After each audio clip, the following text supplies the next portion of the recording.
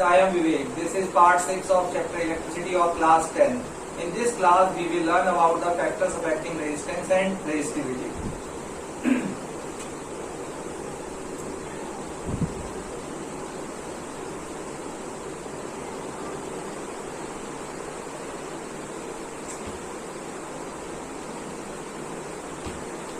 Factors affecting resistance. There are some factors which affect the resistance of a conductor. First factor is length of conductor.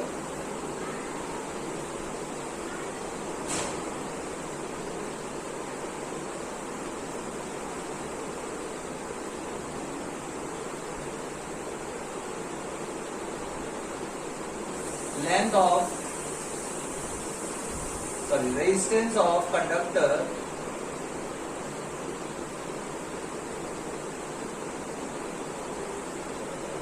is directly proportional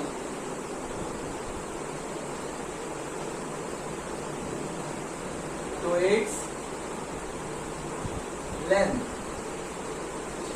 किसी भी conductor का resistance उसकी length पर depend करता है. जितनी ज्यादा बड़ी लेंथ होगी उतना ज्यादा रेजिस्टेंस होगा उस कंडक्टर का. रीजन है कि जितने ज्यादा बड़ी लेंथ होगी उतने ज्यादा फ्री इलेक्ट्रॉन्स होंगे और उतने ही ज्यादा आयंस होंगे. ठीक है, जिन एटम में से इलेक्ट्रॉन्स निकल के बाहर निकले वो बन गए आयंस, और फ्री इलेक्ट्रॉन्स जब कंडक्टर के थ्रू मूव करते हैं तो वो आयन से कोलाइजन करते हैं, टकराते हैं. तो जितना ज्यादा लंबा वायर होगा उतनी ज्यादा बार वो टकराएंगे, उतने ज्यादा कोलाइजन होंगे, यानी नंबर ऑफ कोलाइजन इंक्रीज कर जाएंगे और रेजिस्टेंस इंक्रीज कर जाएगा. समझ में आ रहा है? यानी कि इलेक्ट्रॉन्स को मूव करने में, वायर से बाहर निकलने में टाइम ज्यादा लगने वाला है जितनी ज्यादा लेंथ होगी. ठीक है, so it means resistance is denoted by R, capital R, is directly proportional to length of wire, length of conductor. So resistance of conductor is directly proportional to its length. It means a long wire has more resistance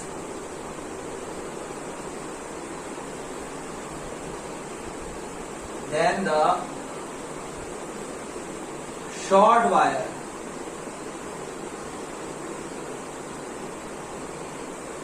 of same material. दो wire हैं, same material से बने हुए हैं, एक की length ज्यादा है और एक की लेंथ क्या है, कम है. तो जिस वायर की लेंथ ज्यादा है उसका रेजिस्टेंस ज्यादा होगा. ठीक है, उसमें से इलेक्ट्रॉन्स मूव करने में ऑब्स्ट्रक्शन उनको ज्यादा मिलेगी, यानी उनका हिंड्रेंस ज्यादा होगा. इलेक्ट्रॉन इजीली मूव नहीं कर पाएंगे. किसमें से? लंबे वायर में से. शॉर्ट वायर में इजीली मूव कर जाएंगे. शॉर्ट वायर में नंबर ऑफ कोलाइजन क्या होंगे, कम होंगे. फ्री इलेक्ट्रॉन वायर में मूव कर रहे हैं, उनके कोलाइजन होते हैं आयन से. ठीक है, जितना ज्यादा लंबा वायर होगा उतने ज्यादा कोलाइजन होंगे, तो उतना ज्यादा रेजिस्टेंस इंक्रीज कर जाएगा. क्लियर है? शॉर्ट वायर है तो नंबर ऑफ कोलाइजन कम होंगे. ठीक है, और रेजिस्टेंस भी क्या हो जाएगा, कम हो जाएगा. क्लियर है? If the length of wire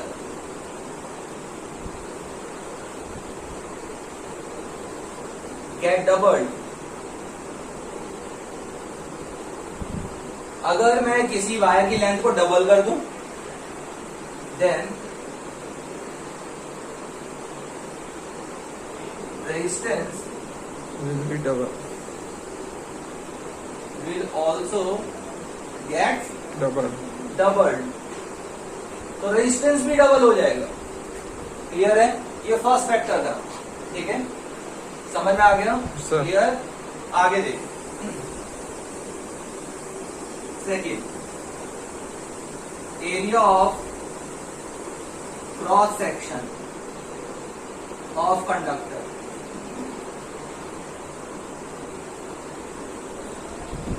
पहले आप क्रॉस सेक्शन को समझ लीजिए. क्रॉस सेक्शन का मतलब क्या है? कंडक्टर है यानी कोई वायर है, उसके एरिया ऑफ क्रॉस सेक्शन का मतलब है एक वायर ये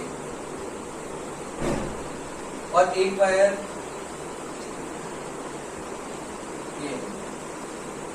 ये थिक वायर है, ये थिन वायर है.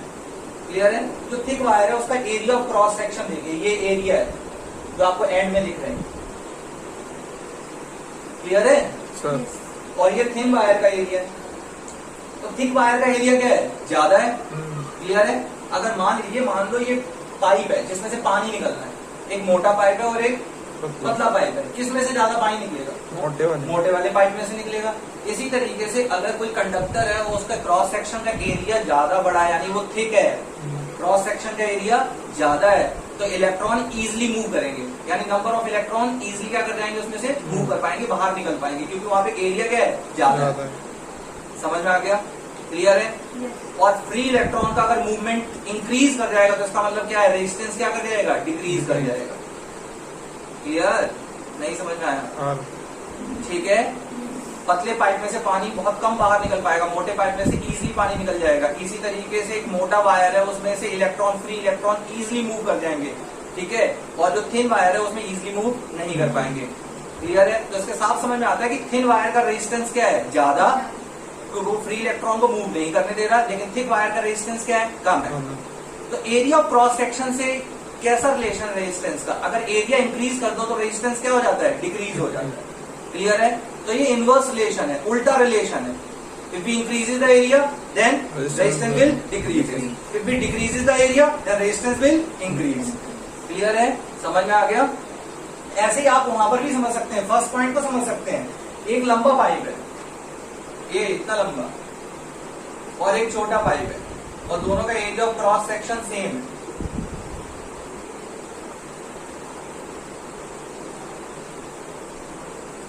जो लंबा पाइप है उसमें से पानी को निकलने में क्या लगेगा, टाइम लगेगा, और जो छोटा पाइप है उसमें से पानी को निकलने में क्या लगेगा, कम टाइम लगेगा। क्लियर है। तो अगर वायर की लेंथ ज्यादा है तो रेजिस्टेंस इंक्रीज करेगा, लेकिन वायर का एरिया ज्यादा है तो रेजिस्टेंस क्या करेगा, डिक्रीज करेगा। ठीक है। तो area of cross section of conductor, इसको समझ लेते हैं। Resistance of a conductor is inversely proportional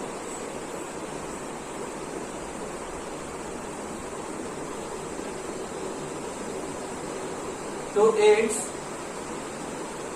area of cross section. Conductor के एरिया ऑफ क्रॉस सेक्शन पे डिपेंड करता है रेजिस्टेंस। अगर एरिया ऑफ क्रॉस सेक्शन ज्यादा है तो रेजिस्टेंस कम हो जाएगा। इसका साफ मतलब है रेजिस्टेंस इज प्रोपोर्शनल 1/एरिया। क्लियर है। ये इनवर्स रिलेशन है, वो डायरेक्ट रिलेशन है। लेंथ इंक्रीज करेगी तो रेजिस्टेंस भी इंक्रीज करेगा, लेंथ डिक्रीज करेगी तो रेजिस्टेंस डिक्रीज कर जाएगा। यहाँ एरिया इंक्रीज करेगा तो रेजिस्टेंस डिक्रीज कर जाएगा, और एरिया डिक्रीज करेगा तो रेजिस्टेंस इंक्रीज कर जाएगा। It means a thick wire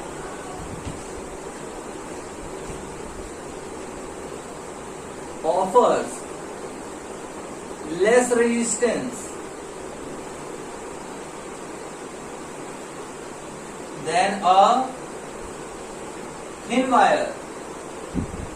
एक थिक वायर का रेजिस्टेंस कम होता है किसके मुकाबले, एक थिन वायर के मुकाबले। क्लियर है। If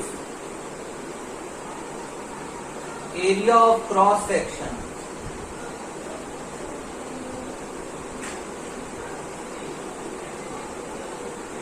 of conductor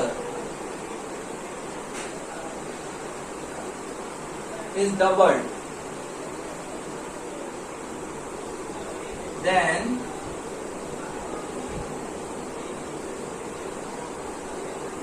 resistance will be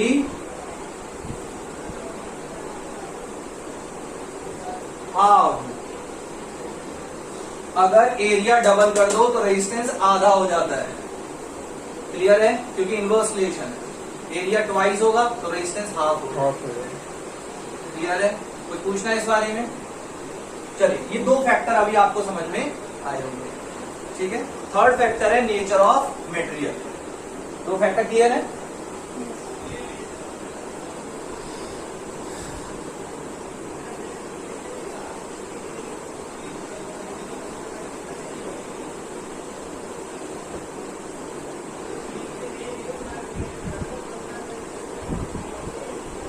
nature of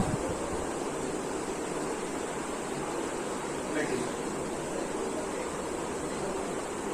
ठीक है।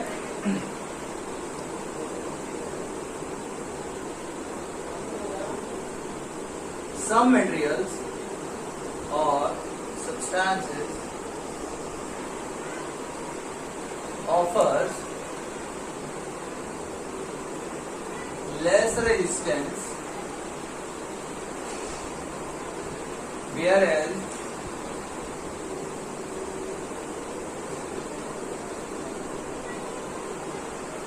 offers less resistance than others. कुछ मटेरियल लेस रेजिस्टेंस ऑफर करते हैं, यानी कुछ मटेरियल में रेजिस्टेंस काफी क्या होता है, कम होता है, ठीक है, किसके मुकाबले, दूसरे सब्सटेंसेस के मुकाबले। कुछ सब्सटेंस का रेजिस्टेंस ज्यादा होता है, जबकि मान लीजिए दो मटेरियल है, दोनों की लेंथ सेम है, दो डिफरेंट टाइप की मटेरियल है, दोनों की लेंथ क्या है, सेम है, दोनों का एरिया ऑफ क्रॉस सेक्शन क्या है, सेम है, लेकिन किसी एक मटेरियल का रेजिस्टेंस ज्यादा है, यानी उसमें से फ्री इलेक्ट्रॉन इजीली पास नहीं हो पा रहे हैं, और किसी एक मटेरियल में इजीली क्या हो रहे हैं, पास हो रहे हैं। तो some material offers less resistance या some substances offer less resistance than others, ठीक है। या आप ऐसे लिख सकते हैं, whereas others offers high resistance, कुछ हाई रेजिस्टेंस ऑफर करते हैं, कुछ लेस रेजिस्टेंस ऑफर करते हैं, ठीक है। जबकि लेंथ क्या है, सेम है, एरिया ऑफ क्रॉस सेक्शन क्या है, सेम है, पर उन मटेरियल का नेचर कुछ ऐसा है, ठीक है, कि किसी में एक्चुअली क्या है कि उसके अंदर जो एटम्स हैं उनका स्ट्रक्चर कुछ इस तरीके से है कि उसमें से फ्री इलेक्ट्रॉन इजीली मूव नहीं कर पाते हैं, और किसी में इजीली फ्री इलेक्ट्रॉन क्या कर जाते हैं, मूव कर जाते हैं। समझ में आ गया। नेचर ऑफ मटेरियल पे डिपेंड करता है, उनके एटॉमिक स्ट्रक्चर पे डिपेंड ऐसा करता है कि किसी में से फ्री इलेक्ट्रॉन इजीली मूव कर जाते हैं, किसी में फ्री इलेक्ट्रॉन इजीली मूव नहीं कर पाते हैं, ठीक है। एग्जाम्पल के लिए आप देख सकते हैं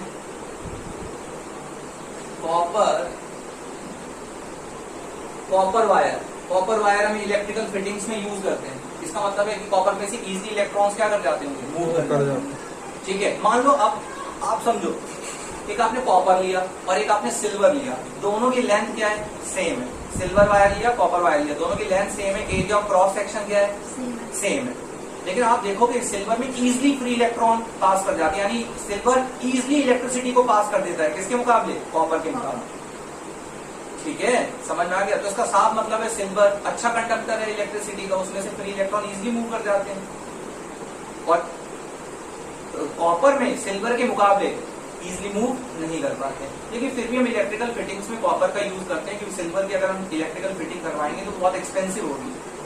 क्लियर है, समझ में आ गया।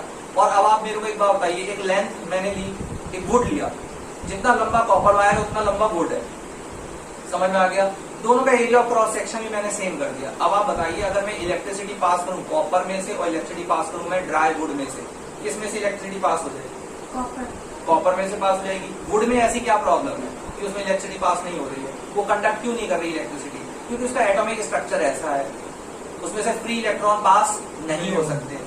समझ में आ गया। वो इंसुलेटर है नेचर में। तो डिफरेंट टाइप के मटेरियल होते हैं जिनकी लेंथ सेम है, area of cross section same है, पर किसी का रेजिस्टेंस हाई है और किसी का रेजिस्टेंस क्या है, लो है।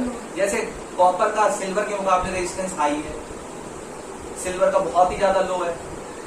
क्लियर है, समझ में आ गया। तो copper offers less resistance than wood. Wood के मुकाबले कॉपर का रेजिस्टेंस बहुत कम है, तो हम कॉपर को इलेक्ट्रिकल फिटिंग्स के लिए क्या करेंगे, यूज करेंगे। और कहीं पे भी मेरे को बहुत हाई अमाउंट में करंट चाहिए तो मैं वहां सिल्वर की फिटिंग कर लूंगा। समझ में आ गया या नहीं है। वैसे सिल्वर बेस्ट कंडक्टर होता है इलेक्ट्रिसिटी का। क्लियर है।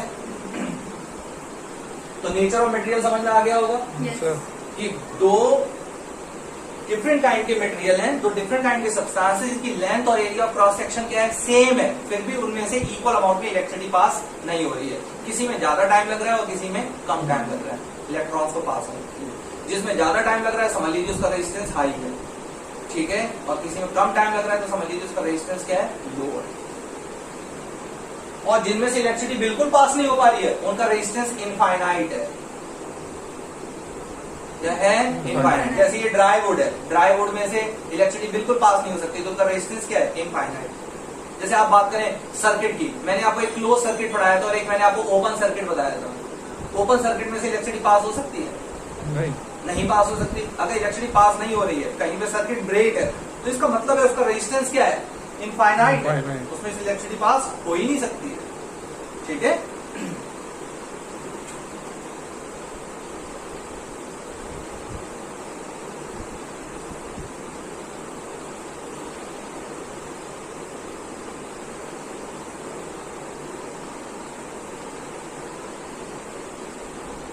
Temperature of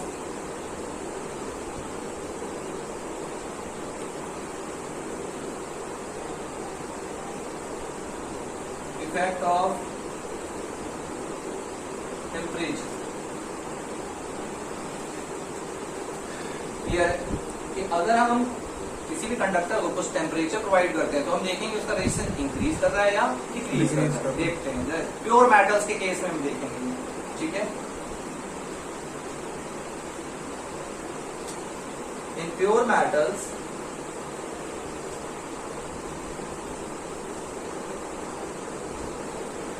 resistance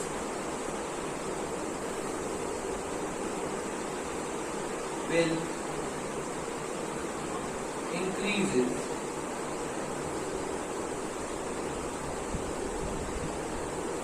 resistance increase कर जाता है ऑन इंक्रीजिंग या on raising the temperature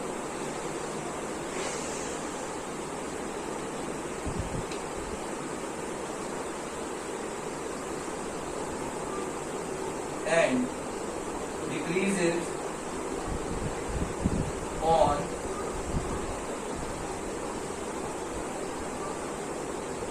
lowering the temperature of substance। देखिए कहने का मतलब क्या है, प्योर मेटल्स के केस में रेजिस्टेंस इंक्रीज कर जाता है। क्या इंक्रीज करने पे, टेम्परेचर इंक्रीज करने पे।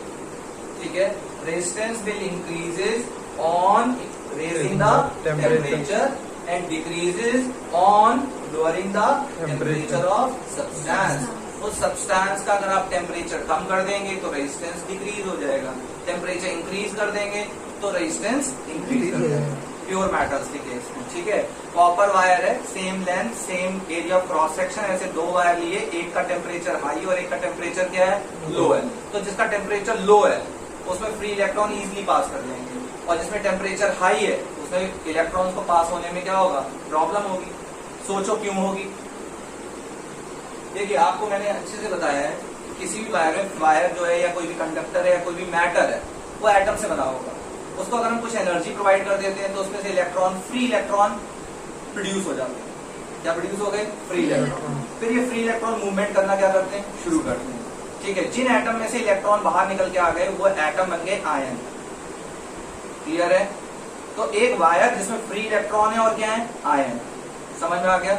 जैसे ही मैं टेम्परेचर प्रोवाइड करूंगा आयंस जो है, क्लियर है, आयंस में एनर्जी आने लग जाएगी, उनके एम्पलीट्यूड बढ़ने लग जाएंगे। कहने का मतलब एक आयन यहां पर है, यहां देखो ध्यान से,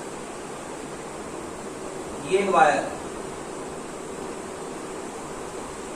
और ये पॉजिटिव आयन है और ये इलेक्ट्रॉन्स, ये डॉट्स जो मैं दिखा रहा हूं वो क्या है, इलेक्ट्रॉन्स। क्लियर है। जैसे ही मैं इस वायर को टेम्परेचर प्रोवाइड करूंगा, इसके जो आयंस हैं ये ऊपर नीचे मूवमेंट करना शुरू कर देंगे। आयंस ऊपर नीचे क्या करेंगे, मूवमेंट करेंगे और वो इलेक्ट्रॉन से टकराएंगे बार बार। नंबर ऑफ कोलाइजन्स क्या कर जाएंगे, इंक्रीज कर जाएंगे। यानी किसी भी प्योर मेटल का अगर आप टेम्परेचर इंक्रीज करते हो तो उसके आयंस में एनर्जी आ जाती है, उनके एम्पलीट्यूड इंक्रीज कर जाते हैं, वो ऊपर नीचे मूव करने लग जाते हैं आयंस। ये जो आयंस है पॉजिटिव आयंस, ये कहाँ जाने लग जाएंगे, ऊपर, और कभी कहाँ आने लग जाएंगे, नीचे। तो ये ऊपर नीचे जब मूव करेंगे तो इन इलेक्ट्रॉन से क्या होने लग जाएंगे, कोलाइड करने लग जाएंगे। इलेक्ट्रॉन कहाँ जाने की कोशिश कर रहा है, इलेक्ट्रॉन इस डायरेक्शन में जाने की कोशिश कर रहा है, और अगर ये आयंस उससे टकराएंगे तो वो इजिली मूव नहीं कर पाएंगे। क्लियर है। तो जब भी आप किसी सब्सटेंस का टेम्परेचर इंक्रीज करते हो तो उसका रेजिस्टेंस क्या हो जाता है, इंक्रीज हो जाता है। ये प्योर मेटल्स के केस की बात कर रहा हूं मैं। ठीक है, अगर कोई दो लोग एक्सपेरिमेंट कर रहे हैं और उनके पास सेम लेंथ ऑफ वायर है, सेम नेचर है वायर का, लेकिन एक वायर का टेम्परेचर ज्यादा और एक का टेम्परेचर क्या है, कम है। तो जिसका टेम्परेचर कम है उस वायर का रेजिस्टेंस भी कम होगा, जिसका टेम्परेचर ज्यादा है उसका रेजिस्टेंस क्या होगा, ज्यादा होगा, क्योंकि वहां नंबर ऑफ कोलाइजन आयंस और फ्री इलेक्ट्रॉन्स के इंक्रीज कर जाएंगे, और जितने ज्यादा कोलाइजन इंक्रीज करेंगे उतना ज्यादा रेजिस्टेंस बढ़ जाएगा। क्लियर है यहाँ तक? तो ये 4 फैक्टर्स हैं जिन पर रेजिस्टेंस डिपेंड करता है। First factor length of wire, second factor area of cross section, third factor nature of material and fourth factor is effect of temperature. ठीक है, क्लियर है? हाँ, अब हम आगे चलेंगे।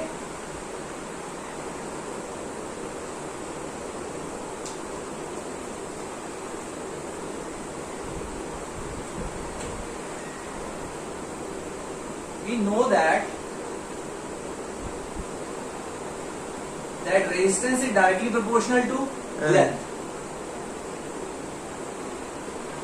Resistance inversely proportional to area. On combining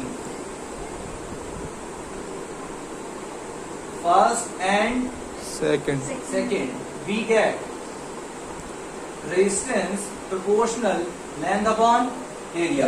This is sign of proportion. ये किसका साइन है? proportion का। This should be turned into equation. इसको किसमें चेंज करना है? इक्वेशन में। इक्वल का साइन लेके आना है, तो प्रोपोर्शन के साइन को हटाने के लिए अगर आपको इक्वल का साइन लाना है तो आपको वहां कांस्टेंट और प्रोपोर्शनलिटी डालना पड़ेगा। समझ में आ गया? तो this can be turn into equation.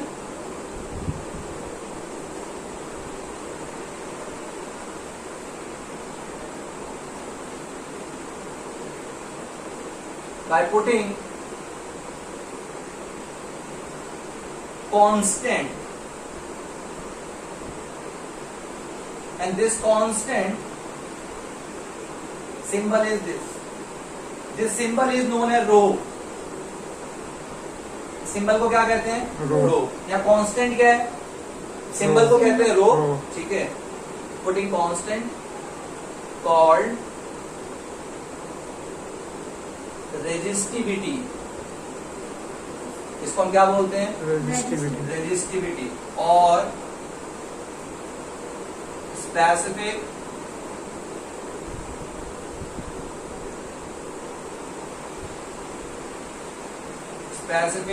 Resistivity.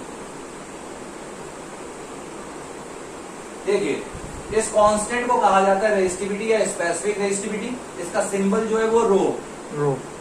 समझ में आ गया? क्लियर है? अब हम देखेंगे कि रेजिस्टिविटी को देखते हैं कि क्या है। मेरे साथ साथ आप देखें। अब आप इसको इक्वेशन में टर्न कर लेंगे तो कैसे करेंगे? यहाँ क्या लगाएंगे? इक्वल तब लगा पाए आप जब यहाँ पर क्या आ गया? कांस्टेंट आ गया, रो आ गया। तो ये rho into length upon area, ये रेजिस्टेंस का फॉर्मूला है। Rho into length upon area. Clear है? इसको आपने इक्वेशन में कैसे टर्न किया? इक्वल क्या कब लगा पाए? जब आपने यहाँ पे क्या डाला है? रो, यानी कांस्टेंट और प्रोपोर्शनलिटी। और इसको बोलते क्या है? रेजिस्टिविटी। ठीक है, अब रेजिस्टिविटी को समझते हैं कि होता क्या है। जब ध्यान से देखें, if area of cross section equals to 1 metre square. अगर वायर का एरिया ऑफ क्रॉस सेक्शन कितना ले लें? 1 metre square. Length of wire equals to 1 metre. Length wire की कितनी ले लिए? 1 मीटर। अब इस फॉर्मूले में आप लेंथ और एरिया डालो। Resistance equals to rho into length कितना है? 1 मीटर। और एरिया कितना है? 1 मीटर। 1। क्लियर है? समझ में आ गया? तो आपको क्या दिखता है? रो इंटू 1 क्या हो जाएगा? Rho. So resistance equals to resistivity. Resistance numerically equals to resistivity. Yeah, resistivity of a substance numerically equal to resistance when if the area of cross section is 1 meter square and length of wire is 1 meter. नहीं समझ में आया? आ गया? तो हम यहाँ लिख सकते हैं resistivity क्या होता है? Resistivity of a substance, ये दिख रहा है? Yes. छोटा तो नहीं है? नहीं Resistivity of a substance is numerically equal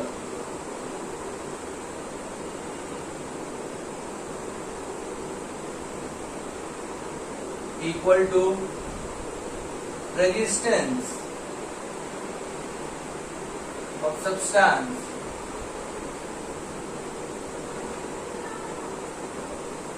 which have length 1 meter and area of cross section is 1 meter square. तो रेजिस्टिविटी किसी भी सब्सटेंस के रेजिस्टेंस के इक्वल होगी, पर कब? जब लेंथ सब्सटेंस की कितनी होगी? 1 मीटर और एरिया ऑफ क्रॉस सेक्शन क्या होगा? 1 मीटर स्क्वायर। क्लियर है? रेजिस्टिविटी को और हम क्या बोलते हैं? Specific resistivity. समझ में आ गया?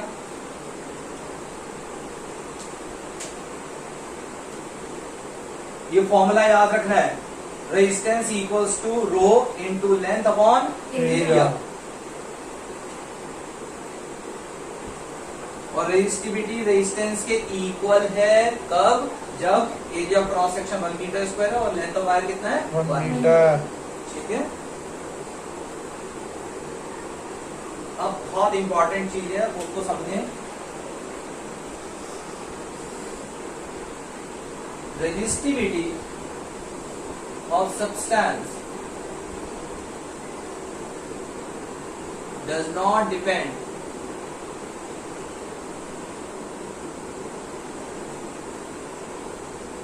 upon its, किसी भी सब्सटेंस की रेजिस्टिविटी उसकी लेंथ पर डिपेंड नहीं करती। Resistivity of substance does not depend upon its length and area of cross section. It depends upon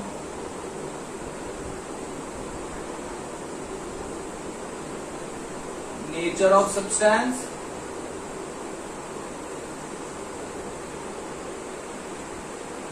and temperature. Resistivity length पर डिपेंड नहीं करती, एरिया ऑफ क्रॉस सेक्शन पे डिपेंड नहीं करती। लेंथ और एरिया पे डिपेंड करता है रेजिस्टेंस। रेजिस्टेंस 4 फैक्टर पे डिपेंड करता है, लेंथ पर, एरिया पर, नेचर ऑफ मटेरियल, टेम्परेचर पर। रेजिस्टिविटी लेंथ और एरिया पे डिपेंड नहीं करती है, केवल नेचर ऑफ मटेरियल पे डिपेंड करती है और टेम्परेचर पे डिपेंड करती है। क्लियर है? समझ में आ गया? किसी कुछ पूछना है? रेजिस्टिविटी रेजिस्टेंस की इक्वल ही होती है जब लेंथ ऑफ वायर 1 मीटर और एरिया ऑफ क्रॉस सेक्शन क्या है? 1 मीटर स्क्वायर। उस टाइम जो रेजिस्टेंस होगा वो न्यूमेरिकली रेजिस्टिविटी के क्या होगा? इक्वल होगा। ये बात दिमाग में बिठा लें। अगर मैं किसी वायर की लेंथ डबल करता हूं तो उसका रेजिस्टेंस डबल हो जाएगा, लेकिन रेजिस्टिविटी क्या रहेगी? सेम। ऐसा मैं आपको न्यूमेरिकल क्वेश्चन करके दिखा दूंगा। रेजिस्टिविटी कभी भी लेंथ पर या एरिया ऑफ क्रॉस सेक्शन पर डिपेंड नहीं करती। ये स्पेसिफिक रेजिस्टिविटी है। स्पेसिफिक रेजिस्टिविटी मतलब resistance of a wire, the length of wire is 1 meter and area of cross section is 1 meter square, then resistivity numerically equal to resistance। ठीक है? Clear है? Resistivity किस बात पे डिपेंड करती है? नेचर ऑफ मटेरियल पे और टेम्परेचर पे। टेम्परेचर चेंज करोगे रेजिस्टिविटी चेंज हो जाएगी, नेचर ऑफ मटेरियल चेंज कर दोगे रेजिस्टिविटी चेंज हो जाएगी। लेकिन लेंथ आप डबल करें या हाफ करें रेजिस्टिविटी चेंज नहीं होने वाली।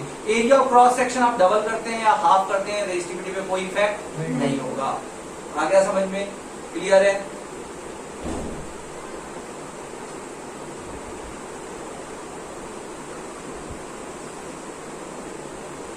Resistivity of silver is lowest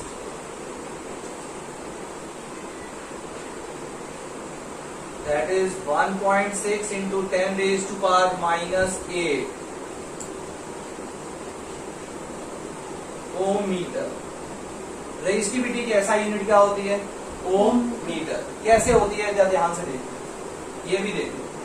resistance equal क्या होता है? रो यानी कि resistivity into length upon area. और अगर आप रेजिस्टिविटी निकालना चाहते हैं, मैं यहाँ क्या दिखा रहा हूं आपको? SI unit of resistivity. या ध्यान से देखिए, अगर रेजिस्टिविटी निकालना है तो आप क्या फॉर्मूला करोगे? Resistance into area upon length. क्या आ जाएगा? रेजिस्टिविटी की वैल्यू आ जाएगी। क्लियर है?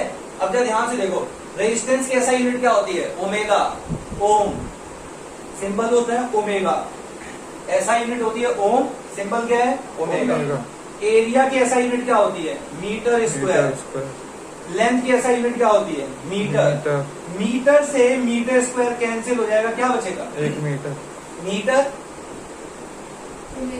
तो ओमेगा मीटर। ये SI यूनिट है इसकी रेजिस्टिविटी। तो रेजिस्टिविटी की SI यूनिट क्या है? SI unit of resistivity is omega metre. Omega metre, SI unit of resistivity. Clear है? तो resistivity of silver is lowest, that is 1.6 into 10 raised to power minus 8 omega meter among all metals। जितनी भी metals उन सब में सबसे lowest resistivity किसकी है? सिल्वर। ठीक है, hence silver is the best conductor of electricity. Clear है? समझ में आ गया? तो अभी आपने समझ लिया कि सिल्वर की रेजिस्टिविटी सबसे लोएस्ट है, इसलिए सिल्वर क्या है? बेस्ट कंडक्टर इलेक्ट्रिसिटी का। ठीक है, resistivity of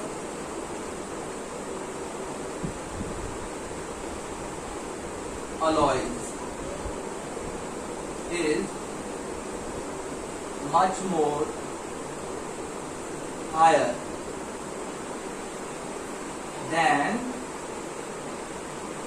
pure metals। Pure metals के मुकाबले अलॉयज की रेजिस्टिविटी क्या होती है? हाई होती है। अलॉयज क्या होते हैं? Alloys are homogeneous mixture of 2 or more metals and metal and non metal। ठीक है, क्लियर है? अलॉयज होमोजीनियस मिक्सचर होते हैं 2 या 2 से ज्यादा मेटल्स के, या मेटल और नॉन मेटल्स। ठीक है, उनकी रेजिस्टिविटी हाई होती है, इसलिए हीटिंग अप्लायंसेस में हम अलॉयज का यूज करते हैं। जैसे हमारे पास एक अलॉय है nichrome wire. Nichrome wire 4 metals का कॉम्बिनेशन होता है, निकल, क्रोमियम, आयरन, मैंगनीज। ठीक है, और इसकी रेजिस्टिविटी हाई होती है, इसलिए इसको हीटिंग अप्लायंस में यूज करते हैं। क्योंकि रेजिस्टिविटी हाई होने की वजह से ये बहुत ज्यादा हॉट हो जाता है। ठीक है, इसलिए इसको गीजर बनाने के लिए हम इसका यूज करते हैं, इलेक्ट्रिक आयरन बनाने के लिए हम इसका यूज कर लेते हैं, इलेक्ट्रिक कैटल बनाने के लिए हम इसका यूज कर लेते हैं। ठीक है, यानी जितने भी हीटिंग डिवाइस उसमें निक्रोम वायर का हम क्या करते हैं? यूज करते हैं। निक्रोम वायर एक अलॉय है। क्लियर है? 4 मेटल्स का कॉम्बिनेशन है। और दूसरी बात यह है कि ये जल्दी से ऑक्सीडाइज नहीं होता। ऑक्सीडाइज का मतलब क्या है? कि इजिली बर्न नहीं होता। रेड हॉट हो जाएगा फिर भी बर्न नहीं होता। इसलिए गीजर में पानी गर्म करने के लिए इलेक्ट्रिक आयरन जिससे कपड़े प्रेस किए जाते हैं, ठीक है, उनको ऐसे डिवाइसेस को गर्म करने के लिए हम निक्रोम वायर का यूज करते हैं। समझ में आ गया? क्यों निक्रोम वायर का यूज करते हैं? उसके रीजन मैंने आपको बता दिया है। क्या है? उसकी रेजिस्टिविटी क्या है? हाई है, और जिसकी रेजिस्टिविटी हाई होगी उसमें इलेक्ट्रिकल मतलब इलेक्ट्रिसिटी इजिली पास नहीं हो पाएगी, तो इलेक्ट्रिकल एनर्जी हीट एनर्जी में कन्वर्ट हो जाएगी। नहीं समझ में आया? क्लियर है? आपके फैन में इलेक्ट्रिसिटी पास हो रही है पर ये फैन चल नहीं रहा, तो आप देखोगे फैन गर्म हो जाएगा। क्यों गर्म हो रहा है? क्योंकि इलेक्ट्रिकल एनर्जी हीट एनर्जी में कन्वर्ट हो रही है, जबकि normally electrical energy mechanical energy में क्या हो रही होती है? कन्वर्ट हो रही होती है, तो फैन चलने लग जाता है, रन करने लग जाता है। लेकिन अगर फैन चल नहीं रहा है तो इलेक्ट्रिकल एनर्जी हीट एनर्जी में कन्वर्ट हो रही है। ठीक है, ऐसे ही जो इलेक्ट्रिकल डिवाइसेस में जो हीटिंग अप्लायंसेस होते हैं उनमें अगर उनको हॉट रखना है, ठीक है, तो मैं एक ऐसे वायर का यूज करूंगा जिसमें फ्री इलेक्ट्रॉन इजिली पास ना हो, और उनकी जो इलेक्ट्रिक एनर्जी है वो किसमें कन्वर्ट हो रही होगी? Heat energy. समझ में आ गया? और अगर आप हीटिंग अप्लायंस में कॉपर वायर लगा दोगे तो कॉपर वायर के थ्रू इजिली इलेक्ट्रॉन क्या हो जाएंगे? पास हो जाएंगे। समझ में आ गई बात या नहीं? तो हीटिंग अप्लायंस में हमेशा अलॉयज का यूज किया जाता है, और वो अलॉय का नाम मैंने आपको बता दिया, निक्रोम। ठीक है, 4 मेटल्स का कॉम्बिनेशन है।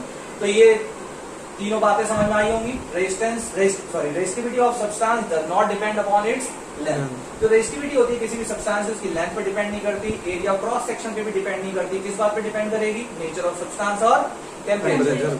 रेजिस्टिविटी सिल्वर की सबसे लोएस्ट है। जितनी भी मेटल्स उनके मुकाबले सबसे जो लोएस्ट रेजिस्टिविटी हो किसकी है? सिल्वर की। और वो है 1.6 इंटू 10⁻⁻8 ओमेगा मीटर। ठीक है, that is why silver is the best conductor of electricity. ठीक है, तो अगर आपको फ्री इलेक्ट्रॉन को पास करना है तो आप कंडक्टर यूज करेंगे, समझ में आगे बात की नहीं। और अगर आपको मतलब कि इलेक्ट्रिक एनर्जी को हीट एनर्जी में कन्वर्ट करना है तो आप अलॉयज यूज कर लेंगे। ठीक है, जैसे मान लीजिए ये एक सॉकेट है, इसके थ्रू इलेक्ट्रिसिटी पास करनी है तो मैं कॉपर वायर का यूज करूंगा। कॉपर वायर के थ्रू फ्री इलेक्ट्रॉन मूव करेंगे, किसमें जाएंगे? गीजर में। जब वो गीजर में जाएंगे तो गीजर में उनकी जो इलेक्ट्रिकल एनर्जी है किसमें चेंज हो जाएगी? हीट एनर्जी में, क्योंकि उस गीजर के अंदर कौन सा वायर लगा हुआ है?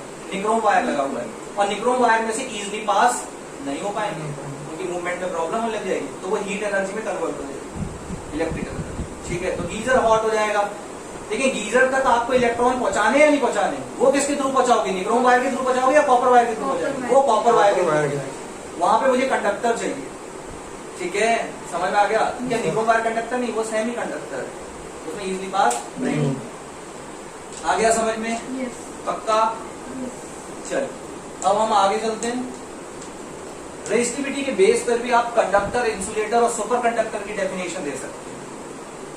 Substance which have low resistance R called conductors, और सब it means substance which have low resistivity are called conductors. Substance which have infinite resistivity are called insulators. Substance which have zero resistivity called superconductors. ऐसे substance जिनकी resistivity लो है वो conductor है, ऐसे substance जिसमें resistivity infinite है वो क्या है? इंसुलेटर्स हैं, उनमें से इलेक्ट्रिसिटी बिल्कुल भी पास नहीं हो सकती है।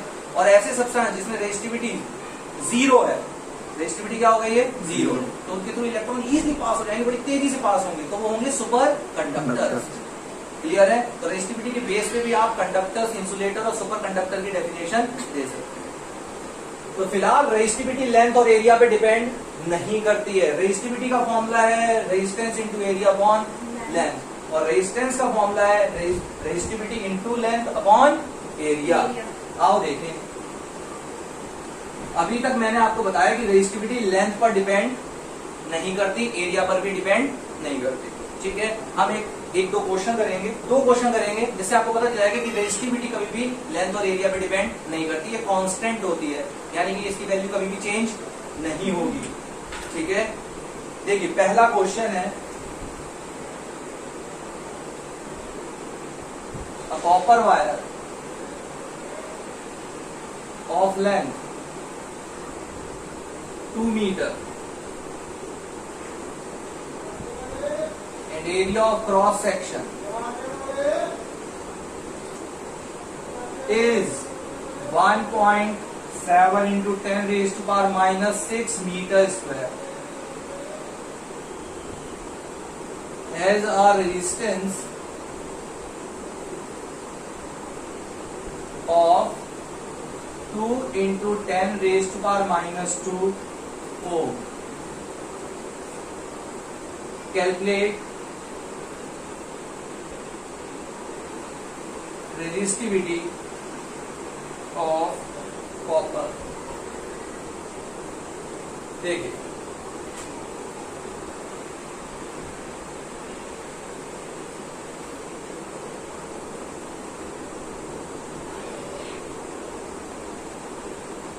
रेजिस्टेंस इक्वल होता है resistivity into length upon area. So resistivity equals to resistance into area upon length. हमें रेजिस्टिविटी फाइंड करनी है। रेजिस्टेंस देखो कितना है, 2 into 10 raise to power minus 2 ohm, तो 2 into 10 raise to power minus 2 ohm. Area देखिए कितना है, 1.7 into 10 raise to power minus 6 metre square upon length कितनी, 2 मीटर। 2 से 2 क्या हो गया, कैंसिल।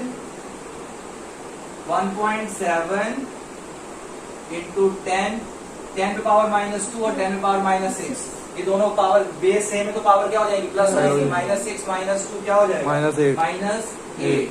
और मीटर से मीटर स्क्वायर कैंसिल हो जाएगा, मीटर बचेगा। ओमेगा मीटर, ये रेजिस्टिविटी के एसआई यूनिट है। कितना आंसर आया है? 1.7 into 10 raise to power minus 8। ठीक है, अब देखेंगे अगला क्वेश्चन। वहां से आपको समझ में आ जाएगा कि लेंथ और एरिया पे रेजिस्टिविटी डिपेंड नहीं करती। समझ में आ गया? हम किसकी रेजिस्टिविटी निकाल रहे हैं? कॉपर की। कॉपर की रेजिस्टिविटी फिक्स है एक पर्टिकुलर टेम्परेचर पर। कितनी है? 1.6 1.6 into 10 raise to power minus minus 8 omega metre. मैं टेम्परेचर एक पर्टिकुलर टेम्परेचर क्यों बोल रहा हूँ? क्योंकि टेम्परेचर अगर आप चेंज कर दोगे तो रेजिस्टिविटी क्या हो जाएगी? चेंज हो जाएगी। ठीक है, अब इसी के साथ आप सेकंड क्वेश्चन देखो। सेकंड क्वेश्चन में भी मैं कॉपर वायर ले रहा हूं। Copper wire of length 3 metre. देखो पिछले क्वेश्चन में कितनी थी? इस क्वेश्चन में कितनी है? 3 मीटर। लेंथ चेंज हुई है तो रेजिस्टेंस चेंज होगा। क्लियर है? पर रेजिस्टिविटी चेंज नहीं होगी। आओ देखते हैं। And area of cross section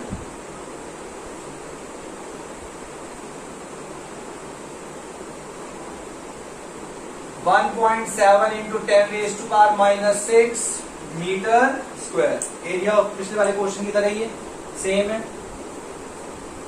as a resistance. बताओ एरिया चेंज हुआ है क्या दोनों क्वेश्चन में? नहीं चेंज हुआ। अगर एरिया चेंज हो गया होता तब भी रेजिस्टेंस क्या होता? चेंज। ठीक है, दोनों में एरिया सेम है, बस लेंथ क्या हो गई है? चेंज हो गई है। तो रेजिस्टेंस पक्का चेंज होगा, पर उस पर इफेक्ट किसका आएगा? लेंथ का, ना कि एरिया का। क्लियर है? रेजिस्टेंस पे 2 चीजें इफेक्ट डाल, 4 चीजें इफेक्ट डाल रही है, उसमें से लेंथ भी इफेक्ट डालती है, एरिया भी इफेक्ट डालती है। इन दोनों क्वेश्चन में एरिया सेम है, खाली लेंथ क्या हुई है? चेंज हुई है। तो यहाँ रेजिस्टेंस चेंज हुआ होगा तो किसकी वजह से चेंज हुआ होगा? केवल लेंथ की वजह से। ठीक है, हैज रेजिस्टेंस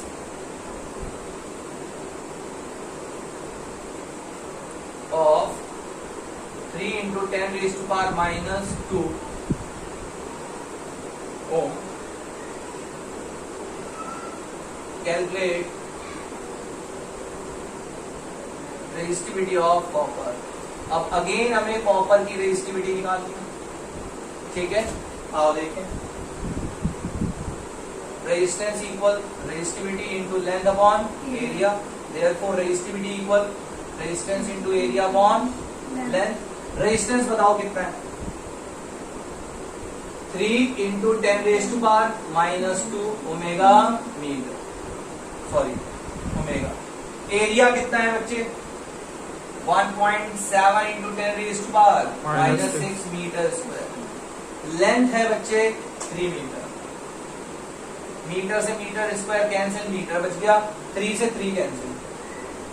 ठीक है, 1.7 into 10 power minus 2, 10 power minus 6, power plus हो जाएगी 10 पावर माइनस 8 ओमेगा मीटर। अब आप देखो 1.7 into 10 raise to power minus 8 omega metre, 1.7 into 10 raise to power minus 8 omega metre. ठीक है, तो रेजिस्टिविटी क्या है? सेम है। जबकि देखो रेजिस्टेंस चेंज हुए थे, उसकी लेंथ थी 2 मीटर, तो रेजिस्टेंस था 2 into 10 raise to power minus 2 ohm. यहाँ लेंथ है 3 मीटर, तो रेजिस्टेंस है 3 into 10 raise to power minus 2 ohm. Length change हुई तो रेजिस्टेंस भी चेंज हुआ। दोनों क्वेश्चन में रेजिस्टेंस चेंज हो रहे हैं। ठीक है, लेकिन रेजिस्टिविटी क्या रहेगी? फिक्स रहेगी, क्योंकि रेजिस्टिविटी कभी लेंथ पर डिपेंड नहीं करती, ना ही एरिया पर डिपेंड करती। आ गया समझ में? एक क्वेश्चन में न्यूमेरिकली ऐसी बोल दे रहा हूँ, न्यूमेरिकल क्वेश्चन है और आप उसका आंसर दे पाएंगे। इलेक्ट्रिकल, अभी मैंने आपको कंडक्टर, सुपर कंडक्टर और इंसुलेटर बताए थे। अब आपको ये क्वेश्चन सुन के ये बताना है कि कौन सा बेस्ट कंडक्टर है इनमें से। समझ में आ गया? यहां पर मैं 2 मटेरियल ले रहा हूं।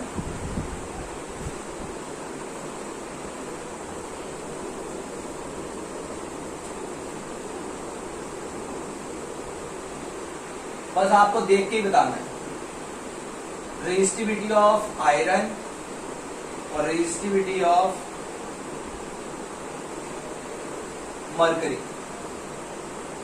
मैंने आपको पहले ही बता दिया था, अगर रेजिस्टिविटी हाई होगी तो इलेक्ट्रिकल कंडक्टिविटी उतनी क्या हो जाएगी? कम हो जाएगी। रेजिस्टिविटी लो होगी तो इलेक्ट्रिकल कंडक्टिविटी क्या हो जाएगी? इंक्रीज रहेगी। यानी जिसकी रेजिस्टिविटी लो होगी वो अच्छा कंडक्टर होगा, जिसकी रेजिस्टिविटी हाई होगी वो पुअर कंडक्टर होगा। अब आपको आंसर देना है। ठीक है, मैं आपको रेजिस्टिविटी लिख के दे रहा हूं। आयरन की रेजिस्टिविटी है 10 into 10 raise to power minus 8 ohm metre, omega metre 94 into 10 raise to power minus 8 omega metre. किसकी रेजिस्टिविटी ज्यादा है? मरकरी की रेजिस्टिविटी कितनी है? 94 into 10 raise to power minus 8। Iron की है 10 into 10 raise to power minus 8।